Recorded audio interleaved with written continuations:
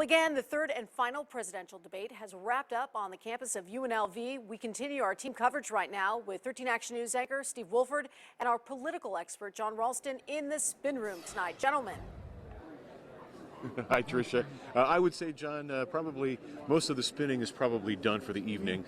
A lot of reporters now have to get some deadlines taken care of and get their stories filed. So it's the endurance of some of these spinners out here, though, Steve. It's impressive. It really is. Well, they did admit that they were bailing out a little bit early because they did want to take advantage of some of the Las Vegas, nightlife. after all, right? So, how do you think this all went down?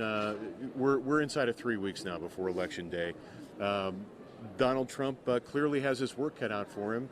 Do you think this could be one of those great political comebacks, or where do you think it'll stand on November 9th? It's very, very difficult for him to make up the ground that he has lost. It's very difficult to change the momentum of a campaign this late.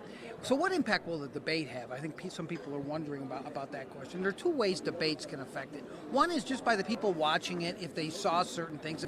We don't know what the audience is, but if a lot of people watched, undecided voters watched, did they see something from either candidate that changed their minds? And then, of course, they're using stuff from the debates in political ads. And I can see both candidates got some fodder for ads. But I do think that Donald Trump, again, we talked about this earlier, not being willing to say he'll accept the results of the election, while that will be fine with his base, is going to terrify, I think, people outside of that base. And that will be played over and over again. Well, this has been kind of an asymmetrical presidential race. And for everyone who says Donald Trump has to do a lot to win it, what is Hillary Clinton, what could happen on her end of the race to lose it? Well, I think that there's so few people now who are undecided that it really is going to come down to the ground games of both campaigns. Trump doesn't have much one, but the Republican Party does. I think if Hillary Clinton's campaign had their druthers, they'd send her to Tahiti so she couldn't make a mistake in the last 3 weeks. Maybe that's where she's been. But Trump is going to keep talking about this rigged election. He's going to keep talking about the potential problems with the election, and he's going to reinforce some of what he did tonight. You've been there for 30 years. You couldn't get it done. The emails, the lack of trust that What she about has. that? The WikiLeaks, the document dumps, the emails. Do you think, by and large, the voters are almost immune to it at this point? Because the ones in the last few days have been really, in the eyes of many people, the worst yet. I think they are in some ways the worst yet.